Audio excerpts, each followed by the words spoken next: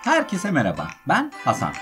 Türkçe öğrenen yabancılar için açmış olduğum Let's Speak Turkish kanalına hoş geldiniz. Bu kanalda 2 haftada bir sizler için seçmiş olduğum farklı konularla alakalı podcastler hazırlıyorum.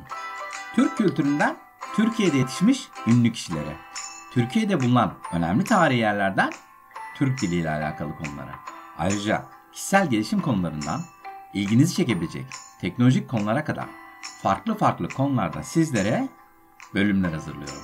Amacım Türkçe olarak dinlediğiniz bir konuda anlama kapasitenizi arttırmak ve kelime dağarcığınızı zenginleştirmek. Kanalıma hala abone olmadıysanız ücretsiz bir şekilde abone olabileceğinizi hatırlatmak isterim.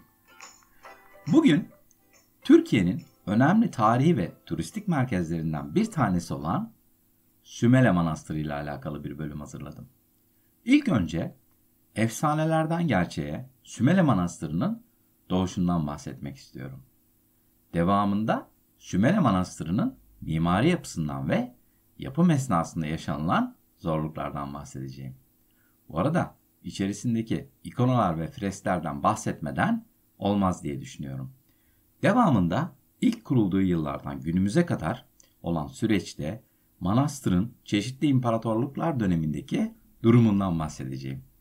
Özellikle burada daha çok Osmanlı İmparatorluğu dönemindeki gelişmelerden bahsetmek istiyorum.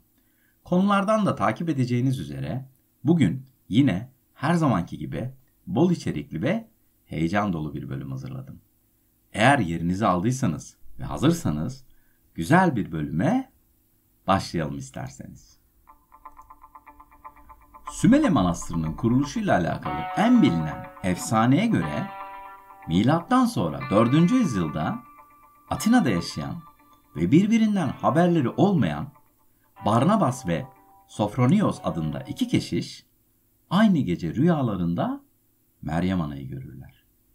Rüyalarında Meryem Ana onlara Karadeniz'in dağlık bölgesindeki bir mağarada bulunan ikonanın izini sürmelerini gerektiğini söyler. Keşişler bu rüyayı bir vahiy olarak kabul ederler ve büyük bir inançla Trabzon'a kadar gelirler. Zorlu bir yolculuktan sonra Sümela'nın bulunduğu Maçka Dağları'na ulaşırlar ve orada gördükleri mağara ile rüyalarındaki yerin aynı olduğunu fark ederler. Bu mağarada bir ikon bulurlar ve bu mucizevi olayın etkisiyle manastırın temellerini atmaya karar verirler. Hadi gelelim şimdi Sümele Manastırı'nın ismini nereden aldığı konusuna. Sümele ismini kökeni kara anlamına gelen Yunanca Melas sözcüğünden geldiği düşünülmektedir. Sümele Manastırı'nın mimari yapısı ve yapım sürecinde karşılaşılan zorluklar gerçekten oldukça etkileyicidir. Sümele Manastırı Trabzon'un Maçka ilçesinde yer alır. Bu ilçede bulunan Karadağ'ın sarp kayalıklarına oyulmuş bir yapıdan bahsediyoruz. 1200 metre yükseklikte olan bu yapı manastırı savunma açısından avantajlı kılmakta. Ayrıca ona mistik bir hava katmaktadır. Tahmin edeceğiniz üzere manastırın yapım süreci bölgenin coğrafi ve iklimsel koşulları nedeniyle oldukça zorlu olmuştur. Şimdi bölümün başında söylediğim gibi manastırda bulunan freskler ve ikonalardan bahsetmek istiyorum. Sümele Manastırı'nın içerisindeki ikonalar ve freskalar manastırın tarihi, kültürel ve sanatsal değerini ön plana çıkaran en önemli unsurlardandır. Genelde Bizans sanatının simgesel özelliklerini taşır. Örneğin İsa figürü genellikle merkezde bir hakimiyet ve kutsallık sembolü olarak betimlenmiştir. Meryem Ana ve melekler ise genelde sağ ve sol yanlarda yer alarak koruyucu sembolleri temsil eder.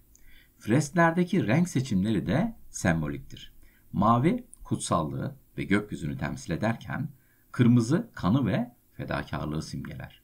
Öne çıkan fresk temaları sırasıyla şunlardır: İsa'nın hayatı, Meryem Ana figürü ve ayrıca azizler ve havarilerdir. Freskler genellikle duvarlara sıva üzerine boya ile yapılmıştır. Orta Çağ sanatının karakteristik özelliklerini taşıyan bu fresklerde figürlerin yüz ifadeleri, giysileri ve renkler oldukça detaylı işlenmiştir. İkonaların büyük bir kısmı taşınabilir ahşap levhalar üzerine yapılmıştır ve Bizans ikonografisinin özelliklerini yansıtır. İkonaların birçok yerinde altın yaldız kullanılması dini figürlerin kutsallığını vurgulamak amacıyla tercih edilmiştir. Manastırın konumu gereği fresk ve ikonalar zaman içinde iklim koşulları, nem ve çeşitli tahribatlar nedeniyle yıpranmıştır. 20. yüzyılın sonlarından itibaren yapılan restorasyon çalışmaları sayesinde birçok fresk korunmuş veya yenilenmiştir. Ancak bazı freskler ve ikonalar oldukça hasar görmüştür. Hatta bazı yerlerde orijinal renkler ve detaylar kaybolmuştur. Sümele Manastırı yaklaşık 1600 yıl boyunca ayakta kalmayı başarmıştır.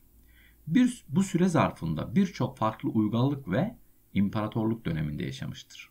İlk olarak milattan sonra 4. yüzyılda Roma İmparatorluğu döneminde manastır kurulmuştur. Hatta bu dönemde Hristiyanlığın yayıldığı bir ibadet merkezi olarak kabul görmüştür. Bu dönemde ayrıca yapımı tamamlanmış ve korumaya alınmıştır. Sonrasında yaklaşık 800 sene boyunca yani 1204 yılına kadar Bizans İmparatorluğu döneminin etkisinde kalmıştır.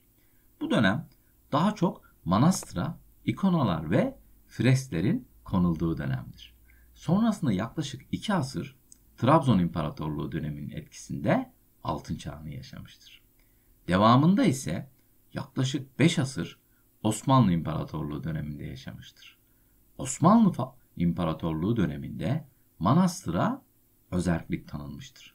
Özellikle Padişah Fatih Sultan Mehmet fetihten sonra manastırda ibadet faaliyetlerinin devam etmesi yönünde fermanlar vermiştir. 1923 senesinde ise Cumhuriyet'in kurulması ve mübadele döneminde manastır bir süreliğine faaliyetlerine ara vermiştir. Hatta 1930'dan itibaren manastır terk edilmiştir. 1970'lerde manastırın turistik potansiyeli fark edilmiş ve koruma altına alınmıştır. 1980'lerden itibaren ise restore edilmeye başlanmış ve turizme açılmıştır. 2010'lu yıllarda kapsamlı bir restorasyon süreci başlamış ve freskler yeniden gün yüzüne çıkarılmıştır.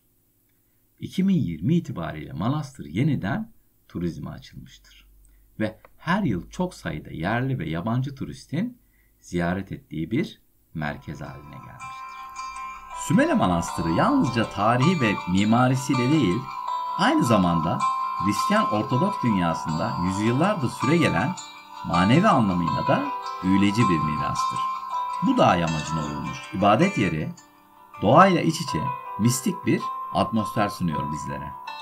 Ve her ziyaretçiye adeta geçmişin izlerini fısıldıyor. Peki Sümele Manastırı'nın ruhani gücüne siz nasıl bakıyorsunuz? Binlerce yıl ayakta kalan bu manastır bizlere ne anlatmak istiyor olabilir? Bir gün bu sarp kayalıklarda tarihin izinde bir yolculuğa çıkma fırsatınız olursa Meryem Ana'nın efsanesine ve manastırın büyüleyici hikayesine siz nasıl tanık etmek isterdiniz? İşte şimdi tüm bu sorular hakkındaki görüşleriniz için sizleri yorumlar kısmında bekliyorum. Ayrıca eğer kanalıma abone olursanız toplam 80 civarı birbirinden farklı konuda yapmış olduğum podcastleri dinleyebilirsiniz. Ayrıca bölümün sonunda transkripte ve önemli kelimelerin açıklamasına da ulaşabilirsiniz. Podcastlerin hemen hemen hepsinde Türkçe altyazı bulunduğunu da hatırlatmak isterim. Ayrıca Türkçe hariç toplam 10 dilde altyazıya ulaşabilirsiniz. Eğer kanalıma abone olma konusunda henüz karar veremediniz ve bir şekilde bana destek olmak istiyorsanız bu durumda bu bölümü beğendiyseniz bir like veya yorum bırakabilirsiniz. Sizin için en fazla yarım dakika sürecek olan bu süreç kanalımın daha fazla Türkçe öğrenen kişiye ulaşmasına yardım edecektir. Ayrıca yüzümde ufak bir tebessüme de neden olacağını hatırlatmak isterim. Şimdilik benden bu kadar. Kendinize iyi bakın ve sağlıkla kalın.